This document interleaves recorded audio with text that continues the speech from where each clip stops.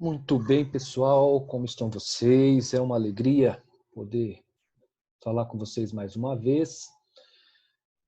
A aula de hoje muito importante. Nós vamos falar sobre capitalismo, vamos falar sobre fundamentos do capitalismo, vamos falar sobre teorias econômicas, vamos falar no final, ainda vou montar, né? Fiz um quadro para vocês aí bem bacana, mostrando as fases do capitalismo associada às revoluções industriais, aos modelos de produção, modelos econômicos, fontes de energia, um resumo assim muito bacana do capitalismo e algumas das suas nuances aí, tá bom?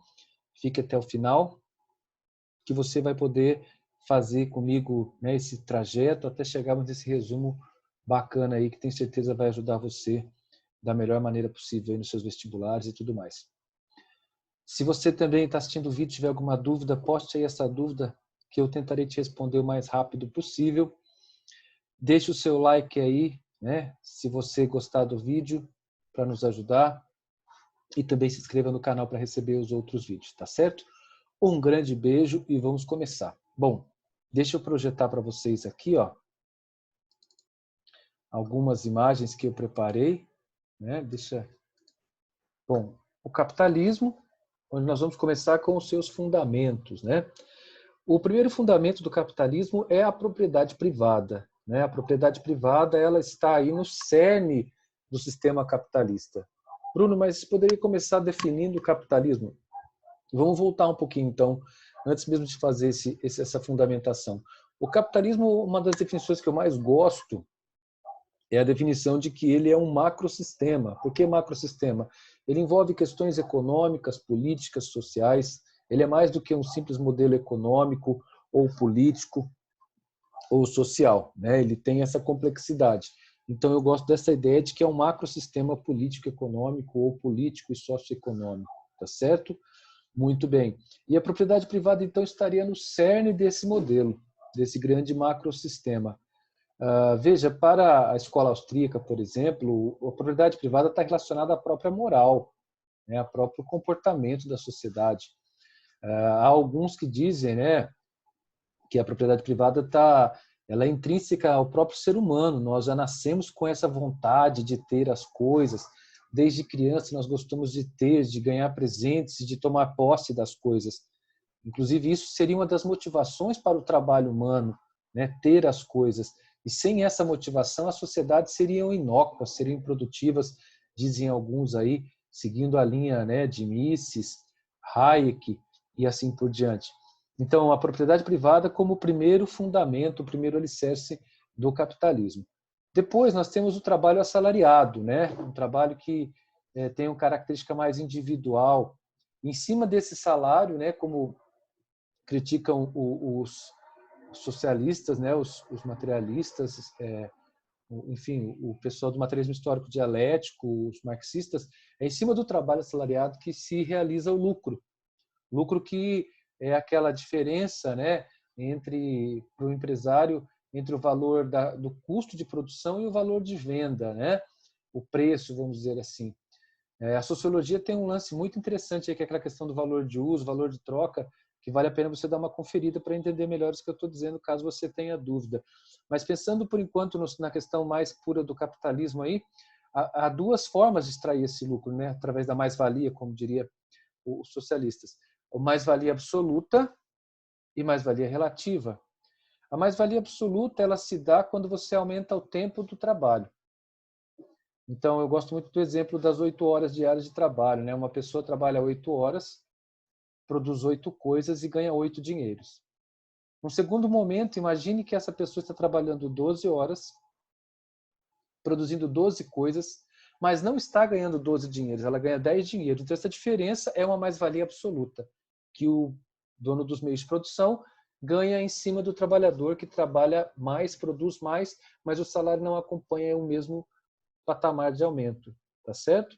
Bom, o que seria mais-valia relativa? Ela se dá sobre a produtividade, como eu coloquei ali para vocês, ó. Então vamos imaginar a mesma situação. Agora o cara trabalha 8 horas, ganha 8 dinheiros e faz 8 coisas.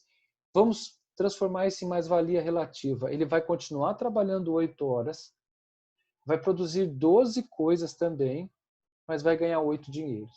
Aí você pode me perguntar, como é que aumentou 50% a produção, né, no mesmo tempo? É exatamente essa questão. Quando se produz mais no mesmo tempo, tem um aumento da produção e da produtividade. Isso se dá pelo treinamento do trabalhador, isso se dá pela mecanização da fábrica. Enfim, são coisas importantes e que o capitalismo e as grandes empresas têm tentado colocar em prática há tempos. Poderíamos dizer que o Frederick Winslow Taylor, né, o cara da OCT, do Taylorismo, né, Organização Científica do Trabalho, era esse o grande obstáculo, o grande desafio que ele tentava vencer. Ele, o Ford, né, esses caras que teorizaram, que estudaram mais o cotidiano da fábrica, principalmente o Taylor. Então, aumentar a quantidade de produtos gerados no mesmo tempo. Assim você paga um salário menor para obter mais produtos. Esse é o grande segredo da mais-valia relativa. E como quarto fundamento, a economia de livre mercado, né?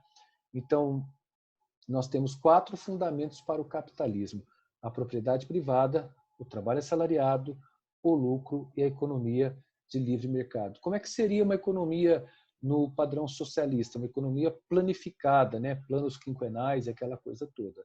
Tudo bem? Olha só, seguindo aí, nós vamos falar das teorias econômicas, tá? Para começar, o mercantilismo, né? O mercantilismo é uma teoria econômica que nasce lá no século XVI, né, com as grandes navegações, com o comércio marítimo, e um dos pilares do mercantilismo é justamente a balança comercial favorável, como vocês veem nessa imagem. É um Estado forte, um Estado protecionista. Ali, não repare, não tem, está escrito em espanhol, né, o econômico ali, mas você tem um protecionismo econômico muito forte, taxas alfandegárias pesadas, você tem a formação de monopólios, o colonialismo, enfim, são características importantes do mercantilismo. Lembrando que o mercantilismo ele faz parte aí de uma fase que nós podemos chamar de capitalismo comercial. E o mercantilismo ele assumiu várias nuances, né? Então você tem o metalismo como característica do mercantilismo, aquela valorização exagerada, aquela grande expectativa de que o ouro e a prata fossem enriquecer os países. E nesse sentido eles vão, né, para cima das outras nações, colonizam as nações, né? Você tem a colonização da América, da África, da Ásia, como características importantes. Mas é interessante perceber também que existem várias nuances do mercantilismo. Tem o mercantilismo bulionista da Espanha, bastante exagerado, uma crença exacerbada nos metais. Um bulionismo colbertista, né, principalmente na França, mais focada no industrialismo.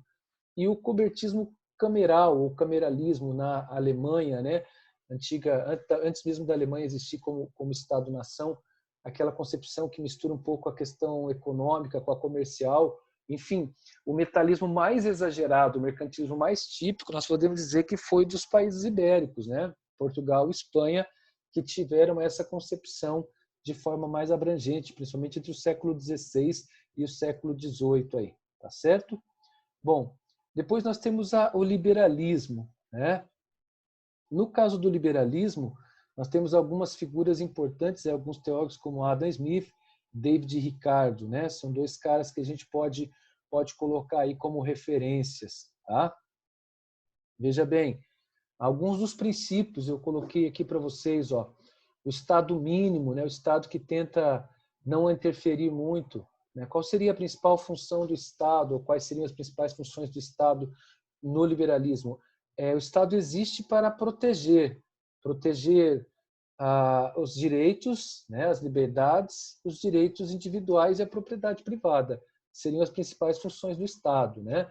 Garantir a livre concorrência, né, os direitos e liberdades individuais, a propriedade privada, como eu já disse, a mão invisível, né? O que seria essa mão invisível? A mão invisível não é o Estado é sempre uma mão pesada. A mão invisível é a própria economia, deixar, né, que as coisas aconteçam, que o mercado crie uma competitividade, as empresas disputem os clientes, assim nós teremos uma economia mais saudável. E dois princípios importantes do liberalismo que muita gente esquece, né, desde Adam Smith, Ricardo e tudo mais, é a questão da cooperação e da paz, uma sociedade que trabalha cada um por si, mas trazendo o benefício de modo geral para, para todos, né? Ou para a sociedade como um todo, né? Se não para todos, para a sociedade de modo geral. Então, a cooperação e a paz, a cooperação no sentido, né, mais da divisão social do trabalho ali, aquela solidariedade mais orgânica, né? Enfim, você tem cada um lutando pela sua vida, pela sua qualidade de vida, pelo seu progresso. Ao buscar o melhor para mim, para minha família, eu acabo gerando o melhor para a sociedade. Essa é uma ideia muito importante, tá? Eu coloquei aqui uma frase, deixa eu minimizar isso daqui, ó, vocês vão ver meu rosto aqui de novo, mas deixa eu colocar assim, ó, para ficar melhor para vocês verem. Eu vou puxar essa frase para cá, ó. Deixa eu brincar um pouquinho aqui com o nosso slide aqui. Ó, vou colocar aqui em cima a frase do Adam Smith, tá? Olha só o que é que ele disse, né? Deixa eu aumentar um pouquinho aqui. Isso, agora ficou legal, ó. Todo indivíduo necessariamente trabalha no sentido de fazer com que o rendimento anual da sociedade seja o maior possível. Na verdade, ele geralmente não tem intenção de promover o interesse público, nem sabe o quanto o promove. Ao preferir dar sustento mais à atividade doméstica que à exterior, ele tem em vista apenas sua própria segurança. E ao dirigir essa atividade de maneira que sua produção seja de maior valor possível, ele tem em vista apenas seu próprio lucro. E, neste caso, como em muitos outros, ele é guiado por uma mão invisível a promover um fim que não fazia parte de sua intenção. Olha só, eu destaquei para vocês aí, ó. Ao buscar seu próprio interesse, o individualismo, né, tá aí, frequentemente ele promove da sociedade de maneira mais eficiente do que quando realmente tem a intenção de promovê-lo. Então, quando o indivíduo luta por si mesmo, né, quando o indivíduo luta pelo seu próprio bem, pelo bem da sua família, ele acaba gerando um benefício para a sociedade, né? Que é o que vocês podem ver aqui, ó, nessa frase que é uma frase do nosso amigo Adam Smith, tá? Deixa eu colocar aqui no cantinho. Muito bem, adoro brincar com isso daqui. Você tem aqui, deixa eu tirar aqui para nós. Enfim, você tem, deixa eu voltar aqui, você tem a seguinte situação, então, para sintetizar o liberalismo. O indivíduo, quando ele trabalha para si, para garantir o sustento da sua família, quando ele produz, o trabalho é o segredo de tudo. Né? Para os liberais, é o trabalho quem vai produzir toda a riqueza, é o trabalho quem vai produzir todo o benefício para a sociedade. Ao trabalhar, ao preparar a melhor aula, para que eu possa ter o melhor salário, para que eu possa ter reconhecimento, eu estou beneficiando você, que está do lado de lá e que tem aí acesso a uma aula de qualidade, vamos pensar assim. Então, o profissional se qualifica buscando o seu benefício próprio, mas ao se qualificar, ele está ajudando a sociedade que está do outro lado. Esse é um princípio importante do liberalismo, além... Você pode ver que está muito relacionado às bases do próprio capitalismo, né? Porque você tem a propriedade privada, né? A questão da livre concorrência, a aceitação do lucro como parte do processo do enriquecimento, mas não a ideia de mais-valia, não tem essa ideia, o patrão está explorando o funcionário, enfim, não, existe uma ideia de cooperação, cada um, dentro da sua capacidade financeira de empreender, vai gerando suas condições de subsistência. Tudo bem? Bom, depois do liberalismo, né, deixa eu compartilhar com vocês aqui, nós temos o modelo keynesiano. O keynesianismo, por sua vez, ele vai trazer para nós um modelo diferente. Né? Eu acabei cobrindo aqui, deixa eu puxar aqui para baixo a minha telinha aqui. Né? Deixa eu aumentar um pouquinho aqui também. Veja só, isso aqui ficou bom. Opa, avancei demais ali. O keynesianismo, né, o livro que vocês estão vendo ali no canto, do John Maynard Keynes, né, a teoria geral do emprego, do juro e da moeda, falando de inflação e deflação, ele se baseia numa fórmula, onde eu tenho lá C mais I mais G, parará, parará. O que é isso? Consumo, mais investimento, mais os gastos governamentais, mais as exportações, menos as importações, é igual ao produto interno bruto, ao PIB de um país. Dessa forma, você tem aí fatores importantíssimos, que é incentivar o consumo, fazer grandes investimentos, criar uma balança comercial favorável e, a partir daí, você passa a ter um elemento que é o único que pode, segundo John Maynard Keynes, gerenciar as crises, é o único que tem capacidade, como instituição, de promover o crescimento econômico mais duradouro. Para ele, esse agente é o Estado. Então, o intervencionismo estatal, como vocês podem ver ali, a redução dos juros, as grandes obras, né, fazem parte do contexto keynesiano, o welfare state, né, o estado de bem-estar social. Por que o estado de bem-estar social? Porque ao dar à população, né, saúde, educação, transporte público, você está fazendo com que a população economize dinheiro para comprar outros bens. Então, ela pode comprar carros, roupas, né, telefones, e aí você tem um aumento do consumo, que é o grande objetivo do Keynes, até porque o keynesianismo cresce logo depois da crise de 29. Embora a crise de 29 tenha muito a ver com o próprio intervencionismo dos Estados Unidos, né, aquela questão do Federal Reserve ter dado muito crédito, na verdade a crise de 29 começou em 22, né, com os incentivos, o aumento do crédito, enfim, a crise tem um pouco de intervencionismo do Estado ali, ou muito intervencionismo do Estado, na verdade. Mas pensando para você que vai fazer vestibular, eu sempre digo, o choque, né, a crise de 29 é tida como uma crise de superprodução, onde o consumo fica muito abaixo da produção, começa a sobrar o produto, há uma desvalorização, as empresas têm o seu lucro caindo, enfim, começa uma crise enorme que estoura lá na Bolsa de Nova York com o crash de 29.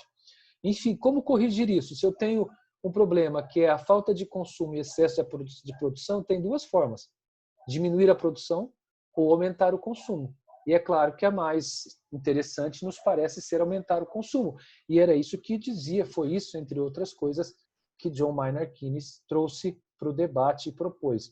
O Estado como um gerador, né, de riqueza, de renda para gerar o consumo. Tá? E aí tem uma questão importante já, né? Gerar riqueza e renda não é a mesma coisa. Então, o Estado, muitas vezes, ele acaba gerando dívidas na tentativa de gerar riqueza, né? E forçando a geração de renda. Toda vez que a geração de renda é desconectada da geração de riqueza, desconectada do fator trabalho, do fator produção intrínseca, isso pode gerar endividamento. E foi exatamente o que acabou acontecendo. Mas cabe lembrar que nos Estados Unidos, né, o New Deal, em 34, no Brasil, com Getúlio Vargas, com JK, o keynesianismo acabou, sim, trazendo um momento de muita euforia para a economia mundial. A década de 50, né, apesar da guerra um pouco antes, da Guerra Fria também, os países tiveram um crescimento econômico muito importante, o que deu ao Keynes aí o título de homem mais influente da economia no século XX. Né? Ele ganhou esse título aí há 4 anos atrás como o economista mais importante, mais influente do século XX. E até hoje, né, muitos economistas seguem essa linha keynesiana. E o grande problema, se você for analisar dessa teoria, é de onde vem o dinheiro que o governo utiliza para aumentar seus gastos. Aí vem os críticos do keynesianismo, né, como os chamados, abre aspas, neoliberais ou escola austríaca, que vai dizer, bom, não tem almoço grátis, não tem, o governo não dá almoço para ninguém. Alguém tem que trabalhar, tem um custo. Existe um fator aí que é justamente o trabalho e o custo desse trabalho que não podem ser desconsiderados. E se o governo começar a assumir tudo isso para si, a saúde, a educação, o transporte, a moradia, tarará, ele vai acabar ficando super endividado. E aí vem uma questão importante do keynesianismo, que é qual é a capacidade que o Estado tem de criar suas dívidas e de pagar essas dívidas. Isso vai ser fundamental para o sucesso ou fracasso de países keynesianos, certo? Bom, depois disso nós temos um modelo que é o modelo neoliberal. Né? O conceito neoliberal é muito confuso. Na verdade, quem criou o conceito de neoliberalismo não são os chamados neoliberais. Não é Friedrich Hayek, não é Milton Friedman que vão dizer, eu sou neoliberal. Não, esse termo nasceu ali, sim, né? Um pouco dentro da escola austríaca, mas o termo é usado muito mais hoje de uma forma pejorativa, né? Como uma crítica aos novos liberais, vamos dizer assim, que acham que o Estado tem que sair da economia, mas na hora que a coisa aperta, é o Estado quem vai resolver tudo. E isso é interessante, né? Hoje em dia, os principais críticos do neoliberalismo, e acho que vocês podem encontrar isso no vestibular, nos próximos, está relacionado a essa crise do coronavírus. Né? Você vai encontrar muita gente dizendo no momento, olha, quando a coisa aperta, quem tem que salvar é o Estado. É o Estado quem vai pagar para os hospitais, quem vai comprar trocentas mil vacinas, é o Estado quem vai fechar o comércio, vai injetar dinheiro na economia, é o Estado. Mas aguardem os próximos anos, porque vocês vão ver que isso custa caro para o Estado. E no final, alguém tem que pagar essa conta. E eu nunca vi o Estado passando na frente da minha casa e pegando um boleto para pagar. Não conheço esse tal de Estado aí. Mas, enfim, é uma discussão muito importante, é uma discussão muito séria essa questão do neoliberalismo e do keynesianismo e do papel do Estado. Essa aula de hoje é fundamental até para aplicar o conceito do Covid-19, da doença, né? Até fugindo um pouquinho do tema, mas só lembrando que Covid é a doença, né? E SARS-2, corona é o vírus, né? E Covid-19 é a doença. Mas, enfim, veja bem, essa questão entra totalmente no corona aí, na situação que nós estamos vivendo. O mundo parou, a economia parou, e quem é que socorre? O Estado. O Estado parou a economia, né? Decretou a paralisação para garantir a sobrevivência das pessoas, para tentar diminuir o número de mortes, diminuir a saturação do sistema de saúde e tal. E o Estado sempre ali coordenando. Então, o cara que critica o neoliberalismo, o cara mais keynesiano, vai dizer, tá vendo?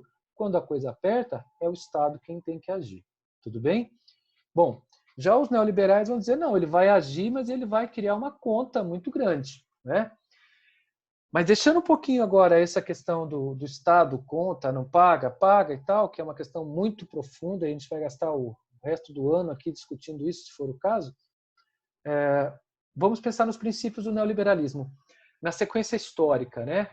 Veio a crise de 29, mudamos para o modelo keynesiano, o Estado começou a dar certo, o Estado começou a se endividar demais, os Estados estão cheios de dívidas, Brasil do final do período militar, depois governo Sarney, enfim, Estados Unidos, Chile, e aí a coisa começa a apertar. Solução? Cortar os gastos do Estado. Por isso o neoliberalismo eu resumi ali em 3 termos. Privatizações, privatizar aquele monte de indústria estatal que é criada no modelo keynesiano, né? Privatizar porque o Estado já não tem mais capacidade de investir nas suas próprias empresas, na sua própria estrutura que ele criou. Fazer ajuste fiscal, exatamente cortar gastos, né? Tentar criar uma dívida pública menor possível e fazer reformas trabalhistas, né? A flexibilização das relações de trabalho, isso é muito comum no vestibular, reforma previdenciária, como nós estamos vendo no Brasil, né? Reformas tributárias, reformas judiciárias, reforma legislativa.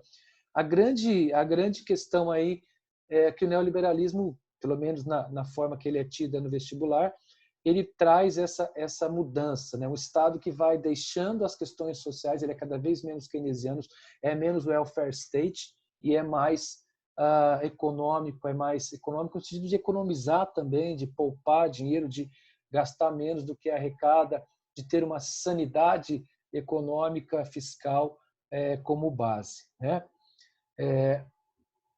Aqueles que estão pedindo mais interferência do governo estão pedindo, em última instância, mais coerção e menos liberdade, disse Ludwig von Mises, que é um dos precursores dessas ideias neoliberais aí, né? Com S só, ali está errado, tá, pessoal? Eu pus 2 S ali, mas é um S só. O Ludwig von Mises, ele está dizendo o seguinte, ó, vocês ficam pedindo Estado. Na verdade, você está pedindo mais coerção, menos liberdade para você mesmo. Né? Quem pede mais o Estado está oferecendo menos a si mesmo. É uma das ideias dos neoliberais aí, tá certo? Aí você tem o Hayek, né? Friedrich Hayek, que diz uma sociedade que não reconhece que cada indivíduo tem valores próprios, os quais ele tem direito de seguir, não tem respeito pela dignidade do indivíduo e realmente não sabe o que é liberdade.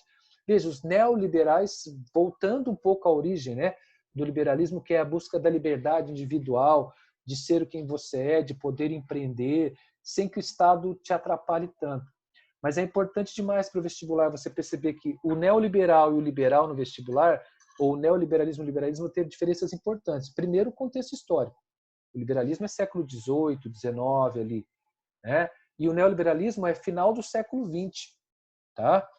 Mas isso eu vou colocar no quadro no final da aula para vocês verem. Então, mais uma ideia importante aí, tá? Milton Friedman, nada é tão permanente quanto um programa temporário do governo. mais uma vez criticando aí, né? Tem uma frase também que é do Friedman, né? Que ele fala que se desse para o governo a responsabilidade de administrar o Saara para o governo federal, em 5 anos faltaria areia. Então, os neoliberais pregam a ineficiência do Estado, essa incompetência do Estado em gerir as coisas. Repito, é um momento muito interessante para trazer ao debate, né? Já que nós estamos vendo aí as intervenções dos Estados, das economias, o Federal Reserve nos Estados Unidos, o Banco Central, e o Paulo Guedes, e o Bolsonaro, e o Boris Johnson na Inglaterra, e os caras falando o que o governo vai fazer, e o governo mandando fechar o comércio, e o governo mandando abrir, e o governo mandando, e o governo mandando. É um contexto muito interessante que nós estamos vivendo para discutir o papel do Estado mais uma vez, se ele é o salvador ou se ele é o vilão. O que somente o futuro vai nos dizer. Qualquer conclusão, qualquer briga, qualquer lado que você tome hoje, eu acho que você pode se enganar, porque a história mostrou que as duas coisas podem acontecer. O Estado resolve, mas se superendivida, ou o Estado não resolve e ainda acaba matando a economia. São duas possibilidades. Ou o Estado resolve e cria uma situação nova para propiciar o crescimento, né? Uma terceira situação. Mas, enfim, fica aí o debate para vocês. Eu vou continuar com os nossos conceitos aqui. Ninguém gasta o dinheiro dos outros impostos com o mesmo cuidado que gasta o próprio. Falando do Estado, do keynesianismo, do tributarismo, que é preciso ter menos impostos e tal, o que acaba não acontecendo nos neoliberalismos, abre aspas, que nós temos no mundo de hoje, né? Muitos estados dizem neoliberais, presidentes são taxados neoliberais, quando na verdade não são. Quando eles acabam criando impostos, eles acabam criando aí uma série de gastos que um neoliberal autêntico, né? Se é que existe isso, por causa da confusão do termo, não faria isso. Enfim, para encerrar essa questão, nós temos como os primeiros países neoliberais o Chile, em 78, lembra isso, de Augusto Pinochet, depois Margaret Thatcher e Ronald Reagan, em 84. Então, Chile, Estados Unidos e Reino Unido são os 3 primeiros lugares a se assumirem politicamente neoliberais. Mas lembre-se, é muito difícil achar um neoliberalismo autêntico, um keynesianismo autêntico. Não fique tentando colocar tudo dentro de caixinhas. O Brasil é neoliberal, o Brasil é keynesiano, o Brasil agora é social-democrata. Cuidado, porque isso na prática não funciona tão bem. Tá? No vestibular, sim, de forma conceitual, a gente precisa separar as ideias básicas de cada modelo econômico do capitalismo. Mas, na prática, isso é muito mais complexo. Né? Bom, avançando aí, ó, eu disse para vocês que eu tinha criado um quadro para a gente terminar essa aula.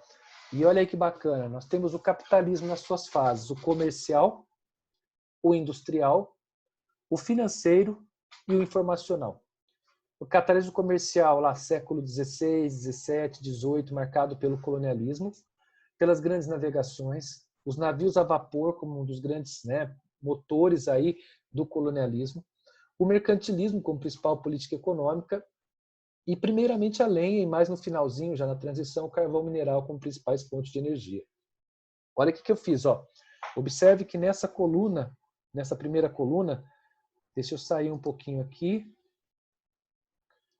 Nessa primeira coluna, nós temos, quer ver só? Não era isso ainda que eu queria fazer, não. Aqui vai dar. Olha só, deixa eu ir lá no final. Nessa primeira coluna aqui, deixa eu pegar uma setinha. Hoje eu não fiz uma setinha ainda, eu adoro essas setinhas. Olha só, nessa primeira coluna eu tenho o colonialismo, a primeira e a segunda revolução industrial dentro do capitalismo industrial, a terceira revolução industrial como característica do capitalismo financeiro e a revolução 4.0, que seria a nossa quarta revolução industrial, dentro do capitalismo informacional. Então eu tenho uma linha do tempo aqui na horizontal e eu tenho uma característica na vertical. Foi assim que eu fiz. Ó. Aqui as grandes navegações, o Taylorismo e o Fordismo, o toyotismo e o volvismo como produção flexível e a revolução das redes imateriais, né, da internet. Meio de transporte, ó, navio a vapor, automóveis, aviões, trens, a revolução das redes materiais com os containers, os navios e a inteligência artificial. Aqui, deixa eu dar puxar para cá. Aqui em cima, vou colocar aqui. Ó. Vou colocar aqui em cima, por enquanto.